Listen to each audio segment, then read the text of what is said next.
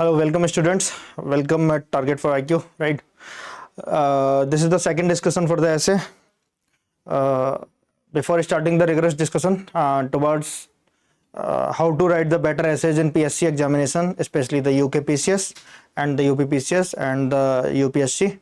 All right. And whatever exam you are appearing, which are conducted by public service commissions, you will be able to write good essays. And this is the continuation of the last lecture. In last lecture, we have discussed the several things. Before starting the discussion in this essay, I will just bring you to that last class, and we will discuss what we have learned in the last class in briefly, right? So in last class I told you what are the directives given by the public service commissions, either it is the state PSC or the UPSC. The directives were like the orderly fashion, keep close to the subject of the essay, right? Yeah, orderly fashion, keep close to the subject of the essay. All right. And there was some directive given by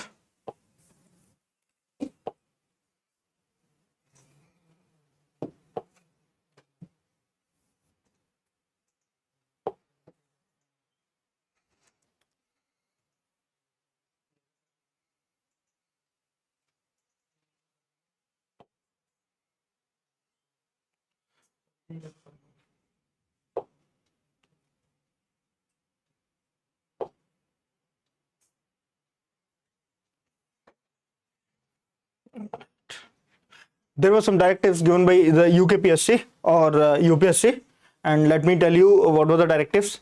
Keep close.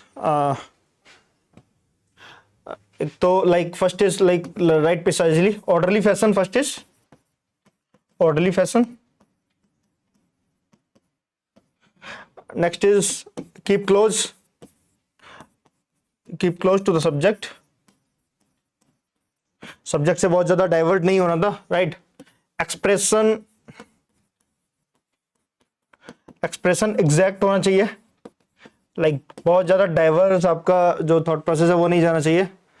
Orderly fashion और the effective and exact expression, right? And for this credit will be awarded to you when you will write the essays, right?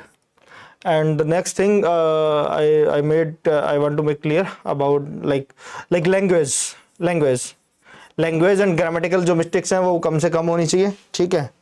और जो आपका rendering to the subject, like जो आपका जो dimension है ऐसे लिखने का, वो सब्जेक्ट्स में इतना ज़्यादा पेनिट्रेट नहीं करना चाहिए, लाइक ऐसा लगने लगे कि you are specialist, you are not the journalist, because ऐसे writer is the journalist and ऐसे is being asked for different kind of students, like may be you may be the biology scholar, maybe you are the economics scholar, maybe you are honors in mathematics, maybe you are a pure literature student, right? So there will be no age will be given for the specialization, right? You may add the value based on your specialization, but the credit will be awarded for rendering to the subject in orderly fashion, right? So these are the directives you need to keep in mind while framing the essays, while designing the essays. We had taken several examples, right?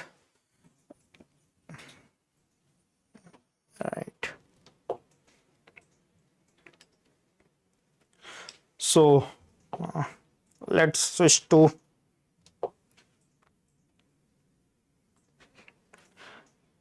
these are the things. So let's switch to the today's discussion. Fine.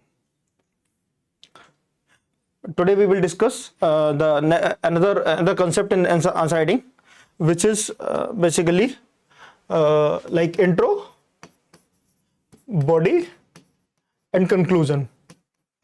Our discussion will revolve around 3 parts जो ऐसे को constitute करते हैं, right?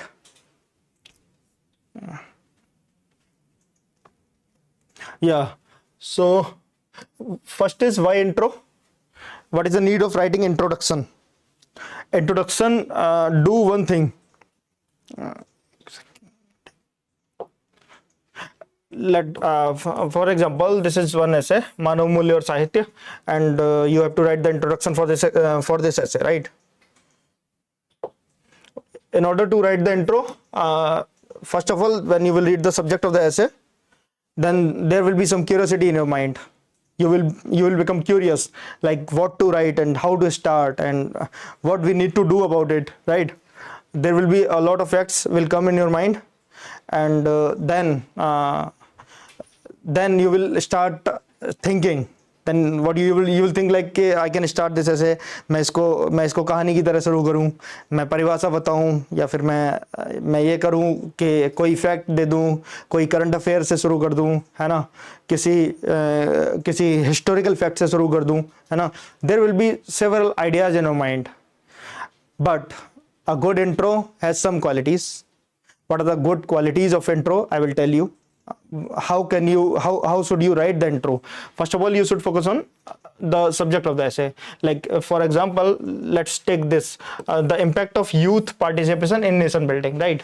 For this, what you need to do in order to write the good intro, first attract the attention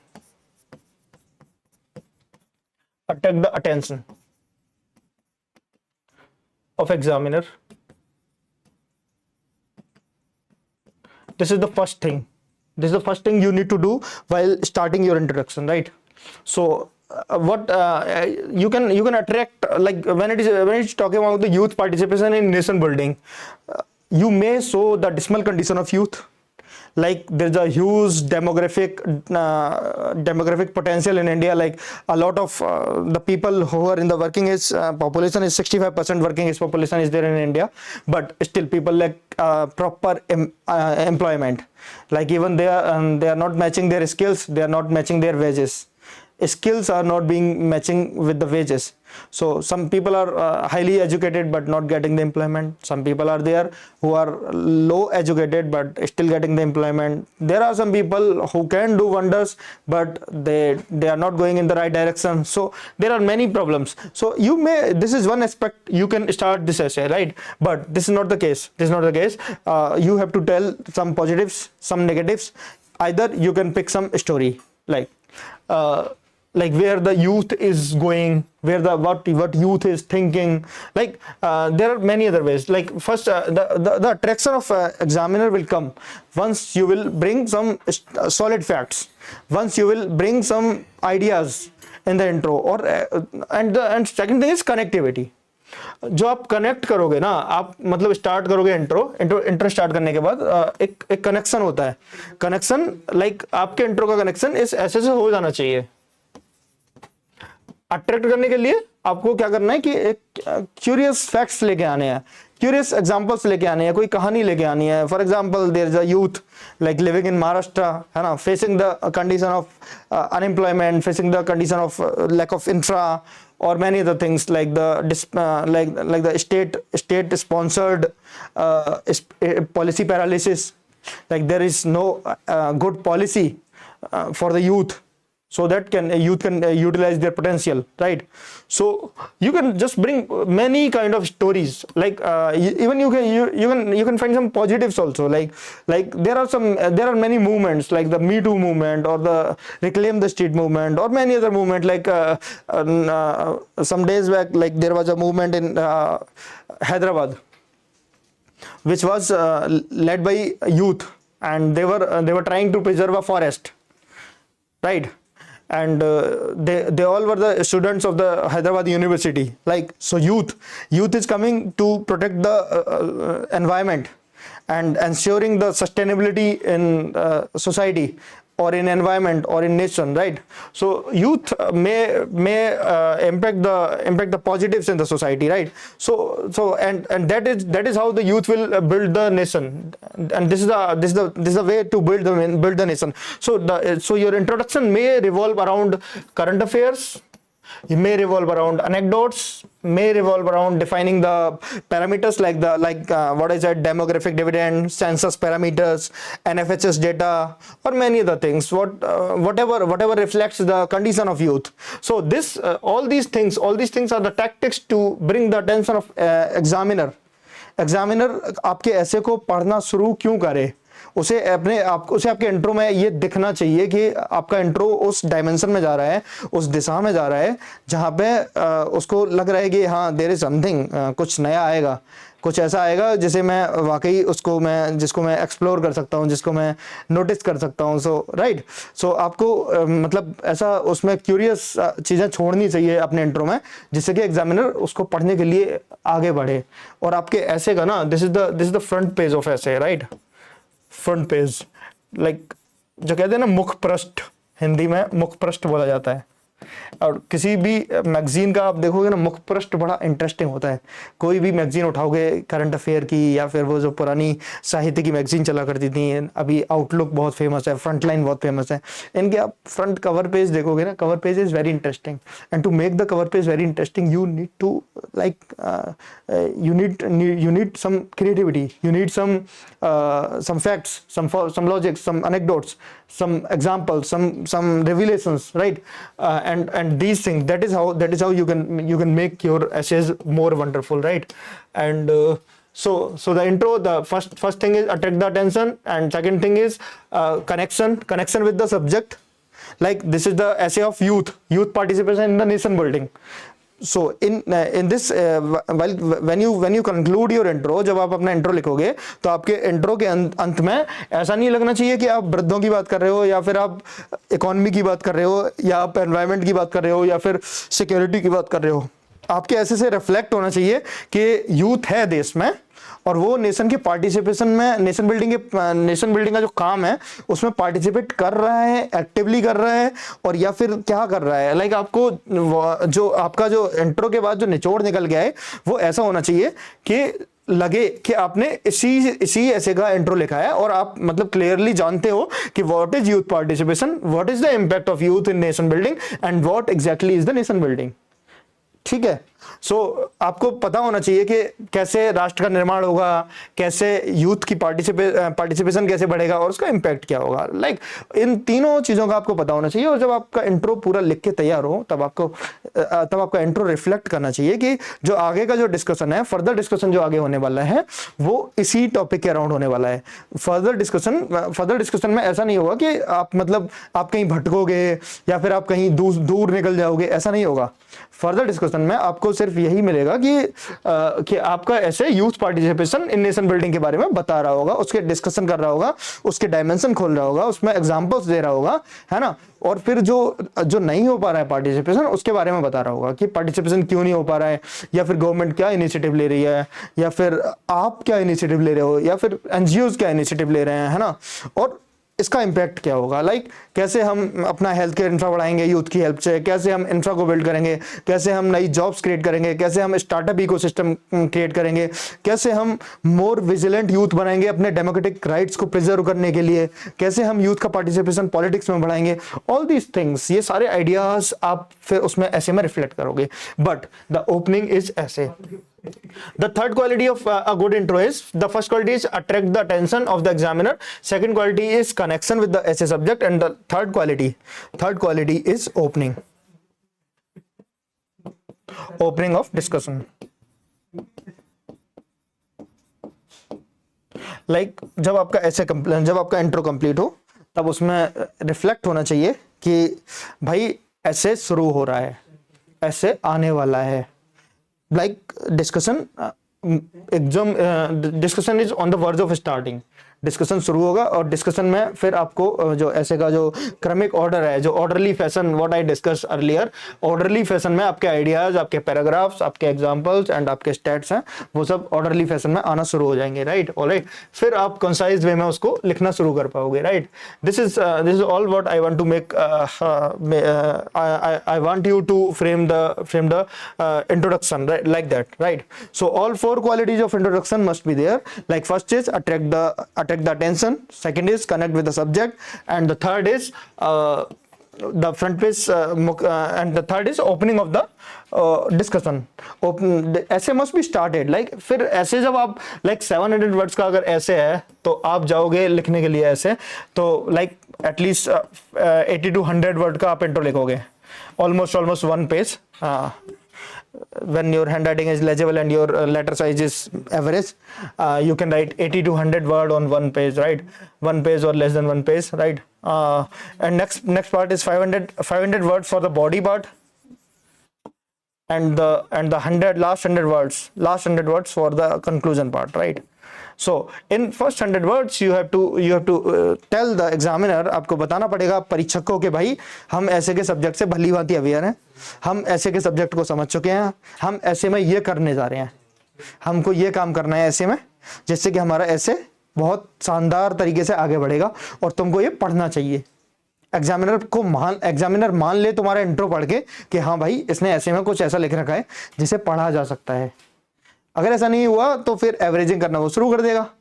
आप मतलब कहीं की ईंट कहीं का रोड़ा, भानुमति ने कौनवा जोड़ा, ऐसा नहीं कर सकते हो इंट्रो में।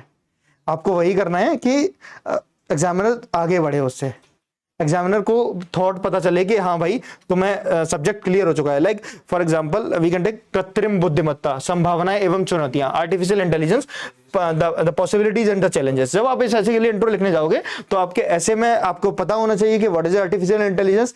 आप कोई एनेक्डोट या रियल लाइफ सिनेरियो उठा सकते हो कि देयर वर सम पीपल, जो क्लरिकल था वो पहले काम करने में बहुत टाइम लगाता था, लेकिन जैसे ही इंट्रोड्यूस हुई जीपीटीज तो उसने लेटर्स बनाना और एनालिसिस करना और एक्सेल शीट्स बनाना, पीपीटीज बनाना, ये बहुत आसानी से वो करने लगा। इससे ऑफिस का सिनेरियो बदल गया। तो this is one possibility.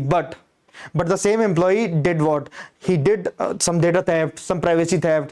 He mimicked some letters. He theft some.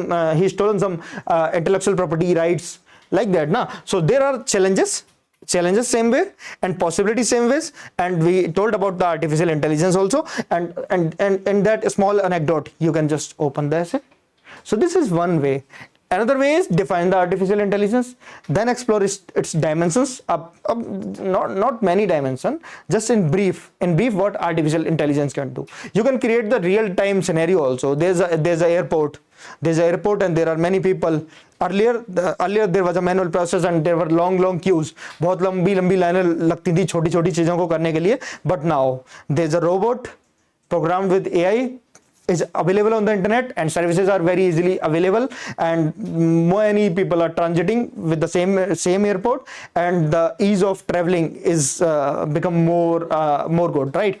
So this is the way you should frame your introduction, right? There are I told you the three ways, like the real life scenarios, the anecdote, कोई कहानी बना सकते हो, कोई एक वास्तविक scene create कर सकते हो, या फिर आप सिंपल डेफिनेशंस बता सकते हो. But in my opinion the way artificial intelligence is penetrating in our society, जिस तरीके से वो अपना घर बनाती जा रही है आर्टिफिशियल इंटेलिजेंस हम लोगों के बीच में, तो उसमें मतलब बहुत आवश्यक है, बहुत जरूरी है कि आप मतलब एक ऐसा स्टोरी बनाएं जिससे कि एग्जामिनर को लगे कि हाँ भाई मैं आर्टिफिशियल इंटेलिजेंस के वर्ल्ड में आ चुका हूँ और उस आर्टिफिशियल इंटेलिजेंस की कुछ पॉसिबिलिटीज हैं, वो ये कर सकती है और उसकी कुछ चुनौतियां भी हैं, एंड उसके ही आगे मुझे डिस्कशन को सुनना है या पढ़ना है. ठीक है. तो लाइक जब आप ऐसे लिखो तो मतलब रिफ्लेक्ट ये होना चाहिए कि हाँ भाई मेरा इंट्रो ये कह रहा है कि आगे मैं तुम्हें एक ऐसी कहानी सुनाने वाला हूं जिसके बाद तुम एक बेटर फील करोगे, तुमको ऐसा लगेगा कि हाँ मैंने क्वालिटी डिस्कशन किसी एक विषय पर सुना है ना. ये क्वालिटी डिस्कशन तुम्हारे ऐसे की क्वालिटी भी निर्धारित करेगा. Fine. So this is the way. This is the right thing we should think when we write introduction of our essays, right? ऐसे का जो आप इंट्रो लिखो तो आपको ये बातों का ध्यान रखना है कि attract the attention of the examiner. Examiner एकदम अट्रैक्ट हो गया है, लाइक आपको पता होना चाहिए कि भाई एकदम से क्या नया करंट चेंज आया है ना. लाइक यूएस का टेरिफ वार हो, है ना, रशिया और यूक्रेन का वार हो, व्हाटएवर, मतलब जो भी करंट में एकदम से चल रहा है, लाइक पॉलिटिशियंस के एकदम मिमिक्ड फेक न्यूज़ेस चल रहे हैं, तो आपको ऐसा कुछ थॉट प्रोवोकेटिंग करंट अफेयर्स होना चाहिए, लाइक जिससे कि आप उसे रिलेट कर पाओ. तो आप करंट अफेयर बेस्ड इंट्रोडक्शन लिख सकते हो, राइट. आप एनेक्डोट बेस्ड इंट्रोडक्शन लिख सकते हो, आप कोई रियल लाइफ सिनेरियो क्रिएट कर सकते हो, राइट, या फिर आप डिफाइन कर सकते हो चीजों को. I will tell you many other ways, almost 15-20 ways I will tell you how to start a good introduction, right. You won't find you dateless. there will be enough number of data and facts will be available for you to just write the good essays. I will give you some sample introduction, I will give you some sample essays, and I will give you some titles of the essays, and then we will do the exercise of finding that what kind of as introduction will suit this particular essay, right? So this is one essay, like Manav Mulya or Sahitya. This is very absolute essay, like it's a abstract term. There is a human values, there is a scope of literature, and then you have to find the correlations and interrelations among them and how they affect each other. इन दोनों का एक दूसरे पर कैसे प्रभाव पड़ता है, मानव मूल्य कहाँ से ड्राइव होते हैं, साहित्य क्या होता है. आप इसको डेफिनेशन बेस्ड ऐसे भी बना सकते हो. आप इसको अगर आपने करंट में कोई किताब पढ़ी है ऐसी जो जिससे समाज में भूचाल मच गया है और मानव मूल्य प्रभावित हुए हैं और वो लिटरेचर का हिस्सा है, तो आप उसको भी अपने ऐसे का इंट्रो का पार्ट बना सकते हो, है ना. या फिर कोई कहानी सुना सकते हो आप, है ना, जैसे संत रैदास की कहानी, जिसमें वो एक कोई व्यापारी उनके पास जाता है और वो उनसे कहता है कि गंगा जी चल रहे हो क्या, तो रैदास उससे कहते हैं भाई मन चंगा तो कटौती में गंगा, है ना. तो इस टाइप की स्टोरीज भी आप क्रिएट कर सकते हो. जैसे रैदास ने कैसे काउंटर किया, Raidas was a poet and he was countering at the same time, he was creating at the same time the human values. He was opposing the casteism, है ना. He was promoting the equality in the society. सभी के लिए समानता हो, सभी के लिए एक जैसा रिलीजन हो, रिलीजन जो हो उसमें से ऑर्थोडॉक्सी ना हो, रिलीजियस में आडंबर ना हो. All these things Redas was supposed to counter using his literature, right? So that is how you can tell the story of Redas, Swami Vivekananda, है ना, राजा राम मोहन राय, राइट. तो आप बहुत सारे एग्जांपल, बहुत सारा स्टोरीज को ला सकते हो इस ऐसे एक पर्टिकुलर ऐसे के लिए. So there are many ways to write the introduction. The point what I want to make is what most suit you, जो आपके लिए सबसे आसान हो. और हर प्रकार के इंट्रोडक्शन से, चाहे आप उसमें कहानी लिखो, चाहे उसे डेफिनेशन बेस्ड बनाओ, चाहे आप उसे रियल लाइफ सिनेरियो से कनेक्ट करो, जो भी आप करोगे, आपको बस 3-4 चीज़ों का ध्यान रखना है. पहले तो एग्जामिनर अट्रैक्ट हो उससे, एग्जामिनर को अच्छा लगे वो पढ़ने में. दूसरा, वो इंट्रो को ओपन करे. अपने एंड होते होते आपने 100 शब्द लिख दिए और 100 शब्द के बाद भी आप घूम रहे हो पार्क में, ऐसा नहीं होना चाहिए. आप फिर आ जाने चाहिए आपको प्रॉपर कि भाई अब जो आगे की जो कहानी है वो ऐसे से रिलेटेड है और हम उसमें अपना ऐसे ही बताएंगे, ठीक है. तो वो बड़ा क्लियर कट होना चाहिए. ऐसा नहीं कि मतलब बस घूम लिया पूरा भारत और बस पूछ रहे हो कि दिल्ली कहाँ है, ऐसा नहीं होना चाहिए. 100 words are more than enough, है ना. In UPSC the word limit is 1200 words, where then you can write about 150 words or 180 words introduction. But in state PSC examination, when the word limit is almost 700 to 800, then there is not much scope of writing the long introduction, right? So in 100 words only you have to just be concise, like I already told you, concisely. Like this is the directive. In last class we have discussed almost all the directives what you need to keep in mind while writing the essays, and one of the directive I explained very well was concisely. आपको अपनी बात बहुत ही concise manner में रखनी है. आपको ऐसा नहीं करना है कि आप मतलब बहुत दूर निकल जाओ, बहुत दूर नहीं निकलना है. तो जब आप ऐसे का इंट्रो लिखोगे तो 100 words का मीनिंग है कि there is a limit on writing the introduction. The length is constricted, right? And when the length is less, then you need to be concise. You cannot go in any direction. There is a long body part. 500 words are there for writing the body part. उन 500 शब्द में आप अपने dimension खोलना, आप अपना जो भी कहना है, जो भी आपके विचार हैं, वो सब आपको उसमें 500 वर्ड्स में, अगले जो 500 वर्ड्स हैं उसमें आपको रखने हैं. Fine. So this is about intro, and I will urge you कि आप क्या कर सकते हो कि कुछ एसेज के आपने जो भी आपको अच्छा लगे, जो भी ऐसे आपको लिखना हो या फ्रेम करना हो, आप बस उसे उठाना और कोशिश करना कि आप उस ऐसे का इंट्रो लिखने का प्रयास करो. सिर्फ इंट्रो लिखो, बाकी ऐसे मतलब हम डिस्कस करेंगे today. I will tell you how to write the argument based ऐसे also.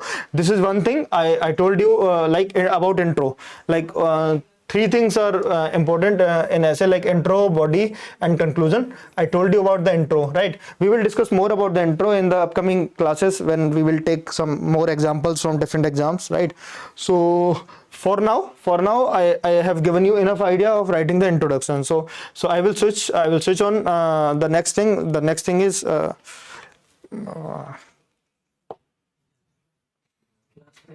fine. Next thing is writing of the argument based essays, right?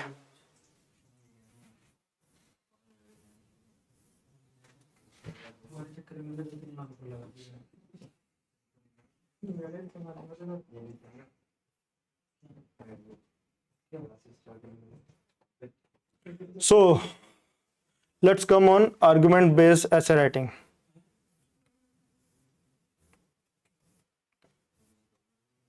Argument based essay writing, fine. And this, yes, fine. So let's come to argument based essay writing, fine.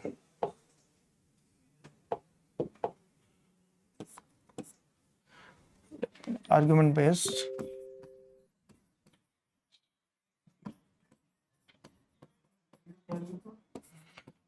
say writing. First, let me tell you what is the purpose of telling you the argument based essay writing. Argument के आधार पर आप ऐसे लिखना क्यों prefer करोगे और क्यों लिखने चाहिए आपको, ये मैं आपको पहले बताता हूँ। आपके पास ना क्या होता है, विचारों का एक समंदर होता है। लाइक आपने जब तैयारी करी होती है, आपने टर्मोइल किया होता है, जब आप मुख्य परीक्षा तक पहुंचते हो, लाइक पीसीएस की मुख्य परीक्षा लिखो या यूपीएससी की मुख्य परीक्षा लिखो, मुख्य परीक्षा तक पहुंचते पहुंचते क्या होता है, लॉट ऑफ टर्मोइल हो रहा होता है। आप मतलब बहुत सारी चीज़ें सीख रहे होते हो, बहुत सारी चीज़ें भूल रहे होते हो, और दिमाग में ना एक डेटा का क्लाउड बन जाता है, बहुत लाइक भीषण क्लाउड होता है। आप मतलब एट द सेम मोमेंट आप बहुत सारी चीज़ें सोच रहे होते हो, और साथ में सामाजिक जो भावनाएं हैं आपकी, जो आप भावनात्मक पुरुष हो या स्त्री हो व्हाटएवर, तो आपको जो मतलब देख रहे होते हो अपने सराउंडिंग में ना, उसका भी एक विचारात्मक समूह बनने लगता है। कुछ आपका सोशलाइजेशन, जैसा आपका समाजीकरण होता है वैसे भी आपके विचार बनते हैं। आप एक ऑर्थोडॉक्स सोसाइटी में रह रहे हो, आप बहुत ही कम डायमेंशन में सोचोगे। आप एक उदारवादी समाज में रह रहे हो, आप बहुत सारी डायमेंशन में सोचना शुरू करोगे। आप मिडिल क्लास में रह रहे हो तो भाई आपका दायरा सोचने का निश्चित है। आप रिच क्लास में रह रहे हो तो आप भाई हवा में ज़्यादा उड़ सकते हो। मतलब this a possibility, I am just telling you. आप एक निचले तबके से आते हो, आपने दुनिया को बहुत ज़्यादा एक्सप्लोर नहीं किया है, आपके एग्जाम्पल्स बहुत लिमिटेड स्पेस से आएंगे। This is the scenario in our society. I am not Poynting any particular student or not commenting on the anyone's status. I treat everyone very equal, but scenario can be anything can be scenario. There are people who are suffering in the Palestine, there are people who are enjoying luxury in the America, right? So thought process can differ and there is a data cloud in your mind, and when this data, जब आप उसमें exam में जाते हो ना, इस data cloud को लेके बहुत सारे विचारों के साथ जाते हो, जब बहुत सारी बातों के साथ आप जब एग्जाम हॉल में घुसते हो तो आपको लगता है कि भाई क्या ना कर दूं। मतलब आपको लगेगा कि भाई ये तो भाई बड़ी मुश्किल से मैंने हार्ड अर्नड मेरा वो है अपॉर्चुनिटी है, मेंस लिखने का और ऐसे लिखने का बहुत ही हार्ड अर्नड अपॉर्चुनिटी है। तो इस हार्ड अर्नड जो बहुत मुश्किल से जो गेन किया आपने अपॉर्चुनिटी, आप उसे गंवाना तो बिल्कुल नहीं चाहोगे। आप बिल्कुल नहीं गंवाना चाहोगे, तो आप बेस्ट करना चाहोगे। जब आप बेस्ट करना चाहते हो तो बेस्ट करने के लिए आपको ना ऑर्गेनाइज होना बहुत आवश्यक है। बहुत सारे लोग जनरली क्या करते हैं कि जब ऐसे लिखना शुरू करते हैं तो वो इंट्रो को दिमाग में लाते हैं कि भाई ऐसा ऐसा इंट्रो लिखूंगा। इंट्रो के बाद फिर वो ऐसे लिखना शुरू करते हैं। ऐसे लिखते लिखते क्या होते हैं, वो निकल जाते हैं भाई हवाई सैर पे। हवाई सैर ऐसी होती है कि पहले वो सोचते हैं, थिंक, है ना, सोचा फिर लिख दिया, राइट, फिर सोचा और फिर लिख दिया, फिर सोचा और फिर लिख दिया, और फिर इसी में क्या होता है, जो वर्ड लिमिट होती है ना, वर्ड लिमिट ओवर हो जाती है, और फिर बाद में एक कंक्लूजन आता है आधे पन्ने का या एक पन्ने का, राइट। तो इट इज वेरी अनप्लान्ड ऐसे। और जो आप इसमें लिख रहे हो ना, थिंक राइट पैटर्न, आपके पास बहुत ज्ञान है। आपने भारत की आज़ादी से लेके और मानवाधिकार और ह्यूमन राइट कमीशन और यूएन क्लॉज के लॉज सब कुछ आपने पढ़ लिया, आपने सब सीख लिया, और आप हर डोमेन से एग्जाम्पल ला रहे हो, हर डोमेन से आप बातों को लेके ला रहे हो, सब चीज़ें लेके आ रहे हो आप, लेकिन एक ऑर्गेनाइजेशन नहीं आ रहा है, थॉट सिंक नहीं हो रहे हैं। और थॉट सिंक नहीं हो रहे हैं, थॉट सिंक क्यों नहीं हो रहे हैं? बिकॉज कोई स्ट्रक्चर ही नहीं है। अब आपको घूमने के लिए मैंने जंगल दे दिया, फिर तो आप किसी भी डायमेंशन में भागोगे। तो जंगल में नहीं भागना है, जंगल में आप नहीं भागोगे, उसके लिए आपको भाई क्या करना पड़ेगा, आर्गुमेंट्स फ्रेम करने पड़ेंगे कि मेरा ऐसे एनी डायमेंशन में जाए, मेरा ऐसे इन्हीं चीजों में रहना चाहिए, है ना। तो अब आते हैं आर्गुमेंट्स क्या होते हैं। Like I told you the essence of writing argument based essays. Arguments क्या करते हैं, जो आपका रस है, जो रैंडम जो आप भागना शुरू कर देते हो अपने ज्ञान को लेके, इधर उधर कुछ भी कहना शुरू कर देते हो आप, मतलब लाइक निकल जाते हो बस सैर पर, ज्ञान की सैर पर निकल जाते हो, उससे बचने के लिए और एक अच्छा ऐसे फ्रेम करने के लिए। लाइक जैसे एक क्वेश्चन है, प्रश्न पूछने वाला ही विज्ञान का सच्चा सिपाही है।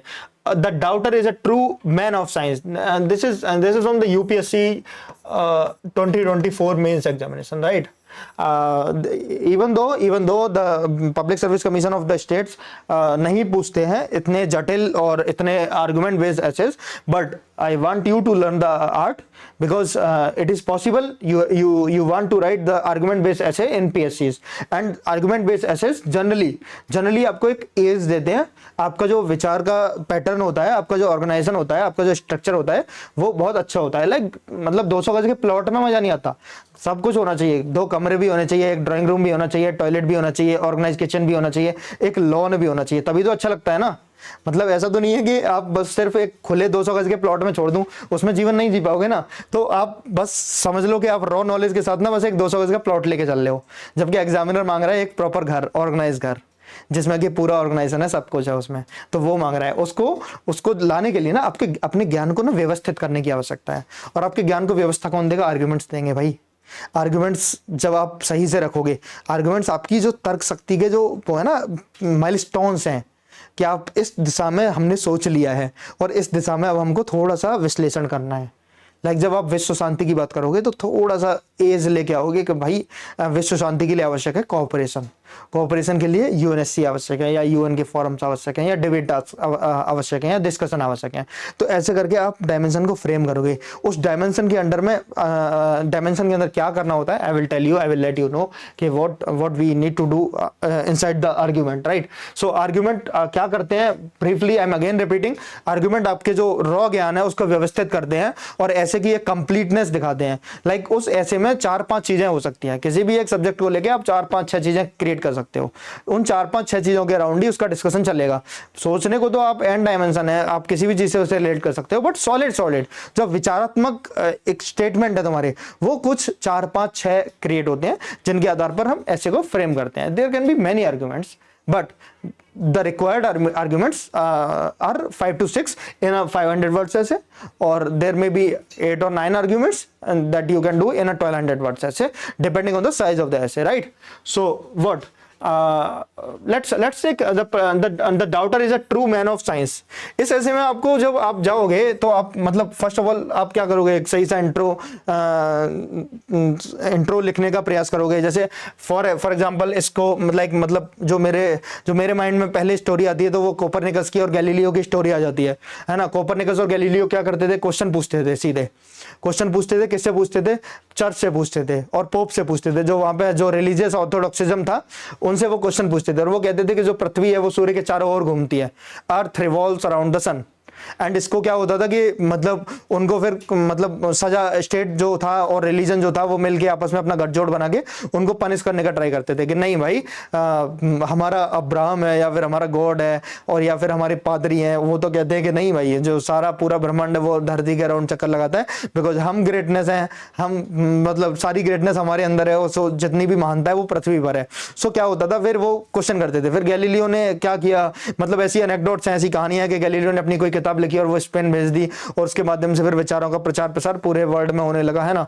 इंडिया में भी बोला जाता है कि contemporary Aryabhatta was aware of the revolution of the earth around the sun, right. So this is the case. Like so Galileo का और कोपरनिकस का आप एग्जांपल ले सकते हो जिन्होंने क्रिटिकल क्वेश्चंस पूछे, and they were the true daughter, the doubter is a true man of science, वो विज्ञान के सच्चे सिपाही थे। लाइक थोड़ा सा आप इस चीज को भी like I will point out this कि जब कभी आप ऐसे लिखने जाओ, ऐसे के पेपर में लिखने जाओ, तो मतलब धन्यवाद, थैंक यू टू अवर इंटरप्रेटेटर्स और ट्रांसलेटर्स, जो हिंदी का ऐसे का कुछ और होता है, द सिपाही का लिटिल मैन कुछ, लिटिल मीनिंग कुछ और होता है, एंड ट्रू मैन का मीनिंग इज डिफरेंट। लाइक तो anyways you have to find the like I will suggest you कि आप इंग्लिश और हिंदी दोनों पढ़ लें, है ना, क्योंकि अंग्रेजियत अभी थोड़ी थोड़ी समाज में और कमीशंस में रह गई है, अधिकारियों में और स्कॉलर्स में अंग्रेजियत थोड़ी थोड़ी धीरे धीरे आई जाती है, लेकिन फिर भी आप कोशिश करना जब आप हिंदी में ऐसे लिखने जाओ तो आप हिंदी का भी सब्जेक्ट पढ़ो और अंग्रेजी का भी सब्जेक्ट पढ़ लेना, जिससे कि आप जब ऐसे लिखो ना तो कहीं ऐसा ना हो जाए कि आप सिपाही को पकड़ के बैठ जाओ, भाई warrior, a person in uniform and ये they are expecting true men, so but basically यहाँ सच्चा सिपाही और ट्रू मैन से एक ही मतलब है, जो डाउट करता है, जो संदेह करता है, या फिर जो क्वेश्चन पूछने वाला होता है ना, जो प्रश्न करता है कि रॉन्ग चीजों पे प्रश्न उठाता है कि भाई ये बिजली क्यों कड़कती है, या फिर बारिश क्यों अब नहीं हो रही है, या फिर मानसून अभी तक क्यों नहीं आया है, लाइक जो क्वेश्चन करता है वो विज्ञान का सच्चा सिपाही होता है। तो I for the opening for writing the intro you can just bring the Copernicus, Galileo और many other stories like the Ishwar Chandra Vidyasagar challenge the Upanishad, है ना, अगेंस्ट द लॉजिक और ability of the widow remarriage के लिए उन्होंने challenge किया, या बहुत सारे लोग हैं, जगदीश चंद्र बसु, मतलब उन्होंने प्लांट्स में लाइफ सर्च करने के लिए क्वेश्चन किया, चैलेंज किया, लाइक जो the curiosity, the asking question raising जो एबिलिटी होती है वो साइंस का एक रूट कॉज होता है, उसके बाद साइंस निकल के आती है ना। तो ऐसे करके आप इंट्रो फ्रेम कर सकते हो, और इंट्रो फ्रेम करने के बाद जब आप आर्ग्यूमेंट डिसाइड करोगे तो आप क्या क्या आर्ग्यूमेंट डिसाइड करोगे कि व्हाट, तो क्या प्रश्न पूछने वाला ही विज्ञान का सच्चा सिपाही है, तो विज्ञान क्या है ना, क्या विज्ञान का सच्चा सिपाही कौन हो सकता है, राइट। पहला आर्ग्यूमेंट ये है। दूसरा आर्ग्यूमेंट, क्या प्रश्न पूछने से विज्ञान का विकास होता है, दूसरा आर्ग्यूमेंट ये है। फिर आप एग्जांपल्स रख सकते हो, हाँ कि प्रश्न पूछने से ये हुआ है, but still there are some question जो अनआंसर्ड है, आप ऐसे रख सकते हो। तीसरा आर्गुमेंट ये रख सकते हो कि क्या प्रश्न पूछने वाला एथिकल है या सही दिशा में जा रहा है, या फिर वो विज्ञान का विकास ऐसा कर रहा है जिससे मानवता का भी विकास हो रहा है, क्या ऐसी मानवता भी विकसित हो रही है जो प्रश्न पूछने के लिए तैयार हो रही हो, या फिर ऐसी मानवता भी हम डेवलप कर रहे हैं, या फिर हम साइंस को ऐसा बना रहे हैं कि जो नए नए क्वेश्चन क्रिएट कर रही हो या फिर नए क्वेश्चन बता रही हो। This is one more argument, right. The many more argument you can generate. Like एक आर्ग्यूमेंट आप ये जनरेट कर सकते हो कि किस सीमा तक हमको प्रश्न पूछने चाहिए, किस सीमा तक हम प्रश्न पूछें कि विज्ञान का एक सही रूप हमारे सामने आए। लाइक अगर तुम पूछते पूछते एक फेमस साइंटिस्ट हुए, उन्होंने भाई सीधे एटम बम का क्वेश्चन पूछ लिया कि न्यूक्लियर फ्यूजन और न्यूक्लियर जो नाभिकीय संलयन और विखंडन की प्रक्रिया होती है वो वाकई सही है क्या मैं इसका प्रयोग करके देख सकता हूँ, तो वो बम बनाने की दिशा में निकल गए। तो प्रश्न क्या पूछा जा रहा है, क्या प्रश्न पूछने वाला एथिकल है, या फिर विज्ञान का विकास ऐसे हो रहा है, या फिर क्या हम एज अ सोसाइटी हम ऐसे लोग डेवलप कर रहे हैं जो वाकई प्रश्न पूछते हैं या सही प्रश्न पूछते हैं, या फिर वो हम एक सही विज्ञान को दिशा देने की, जो विज्ञान को डेवलप करने की जो एक सही दिशा है, क्या वो सिर्फ प्रश्न पूछना ही हो सकती है? नहीं, ऐसा नहीं है। There are many other ways to develop the science, है ना, जो नॉलेज ट्रांसफर है ना, अवेयरनेस है। लाइक कभी कभी नीड, आवश्यकता आविष्कार की जननी होती है ना। The need is the like root cause of the innovation, right. So like जैसे एआई की डिस्कवरी है, एआई की डिस्कवरी प्रश्न पूछने से नहीं हुई, एआई की डिस्कवरी एवोल्यूशन से और नीड से हुई।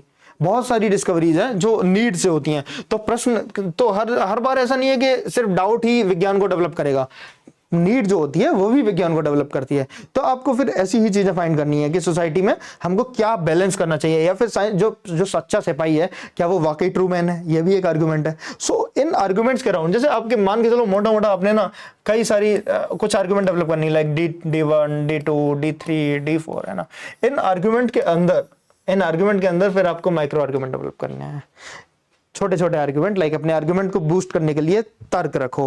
लाइक ऐसा नहीं होना चाहिए आप ऐसे लिखने जाओ और ऐसे लिखते लिखते आपका हो ये जाए कि आप इतने सारे एग्जाम्पल बता दिया आपने, इतने सारे एग्जाम्पल के सिर्फ एग्जाम्पल ही एग्जाम्पल देखें और विचार देखे ही ना। ऐसा नहीं है। तो आप मतलब अगर एग्जाम्पल ही बताने तो 20-25 एग्जाम्पल रट लो और उनके उनके राउंड फिर लिखते जाओ बताते जाओ। भाई भाषा लिखने हैं, भाषा लिखना कोई बहुत बड़ा काम तो है नहीं, कहानियां लिख ही लेते हो आप लोग, तो कोई मतलब it's not a big thing, it's not a big deal. But उससे ऐसे को आधार नहीं मिलेगा, उससे ऐसे अच्छा नहीं बनेगा। अच्छा ऐसे बनेगा अच्छे आर्ग्यूमेंट जनरेट करने से, उन आर्ग्यूमेंट्स के अराउंड तर्क रखने से, उन आर्ग्यूमेंट्स के अराउंड अपने एग्जाम्पल रखने से, स्टैट्स रखने से, है ना, स्टोरियाज, अच्छे केस स्टडीज रखने से, उनसे बनेगा। जैसे जैसे जीएम क्रॉप है, जीएम क्रॉप का क्वेश्चन शायद नहीं पूछा किसी ने शायद पूछ भी लिया होगा, हो सकता है किसी ने पूछा हो कि बायोलॉजिकल एवोल्यूशन क्या हम ऐसे भी कर सकते हैं कि डीएनए टेक्नोलॉजीज या बायोटेक्नोलॉजी को एडवांस करके क्या हम ऐसा कर सकते हैं कि कुछ ऐसी क्रॉप्स बना लें जिनसे प्रोडक्शन बहुत ज्यादा बढ़ जाए, लाइक इंडिया का बीटी कॉटन कह लो, या फिर जो सरसों है जो दिल्ली यूनिवर्सिटी द्वारा डेवलप की गई थी, है ना, बीटी बैंगन भी इंडिया में चला था। तो ये जो लाइक क्या कभी कभी ऐसा भी हो सकता है, हम इस डायमेंशन में भी सोच सकते हैं कि फूड सिक्योरिटी की जो नीड थी वो इतनी ज़्यादा हो गई कि फूड सिक्योरिटी की नीड की वजह से हमको ऐसा करना पड़ा कि बीटी क्रॉप्स या फिर जीएम क्रॉप्स की तरफ जाना पड़ा, है ना। तो need can also generate the science. So आपको इस ऐसे अपनी डायमेंशंस खोलनी है, तो आप मतलब 4 से 5 सॉलिड डायमेंशन क्रिएट करें, सॉलिड आर्ग्यूमेंट्स क्रिएट करें और उन आर्ग्यूमेंट्स के अंदर अपने विचार रखें। उन विचारों के साथ आप फिर उनके एग्जांपल्स। सो द मोटा जो स्ट्रक्चर है,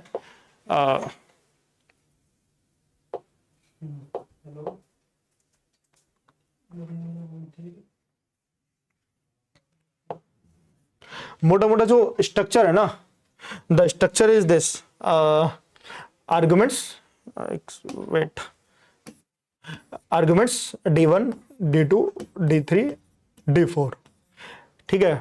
first start with intro, right, and then go in the dimension 1, open micro dimension D1, D2, D3, then again micro dimensions for these, and in micro dimensions के अंदर examples, data, case studies, ये आप लेके आइए।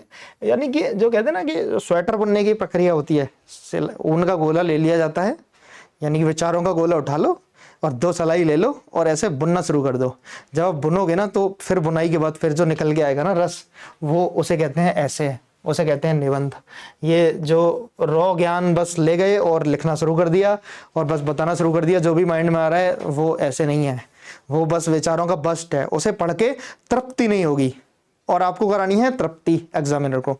और examiner तृप्त कब होगा? जब भाई उसको सॉलिड चीजें मिल जाएंगी, राइट। सो D1, D2, D3 डायमेंशन खोलनी है, इसी फैशन में आपको हर डायमेंशन के साथ करना है। And this is called the body, and after that आपको लिखना है conclusion. I will tell you how to write better conclusions. I already told you how to write the introduction. ठीक है, मैं आपको ये भी बताऊंगा कि इंट्रो लिखने के बाद, इंट्रो के बाद there is an opportunity to open the essay. कुछ लोग जब आप मास्टरी कर लोगे, जब आप कुछ essays लिखोगे, like I suggest you, जब आप PCS मेंस एग्जामिनेशन के लिए जाओ तो at least be prepared with 8 to 10 essays at least. In 8 to 10 essays you will learn everything. You will learn how to write intro, you will learn how to write conclusion, you will learn how to write the bodies, how to expand the dimensions, you will even collect the data for writing these essays, right? But at least you need to practice the 8 to 10 essays, right? So this is one thing. There's a middleware in software. When there's a front end, then back end, and there's a middleware also. So in middleware you can write thesis statement. Thesis statement क्या करता है? वो ये बताता है कि भाई तुम ऐसे में इंट्रो ये रहा, अब नेक्स्ट तुम ऐसे में अपने में क्या करने जा रहे हो, क्या तुम्हारी डायमेंशन है, उन डायमेंशन के अराउंड आपका ऐसे कैसे रिवॉल्व करेगा, राइट, वो आप बताने के लिए जाते हो, ठीक है।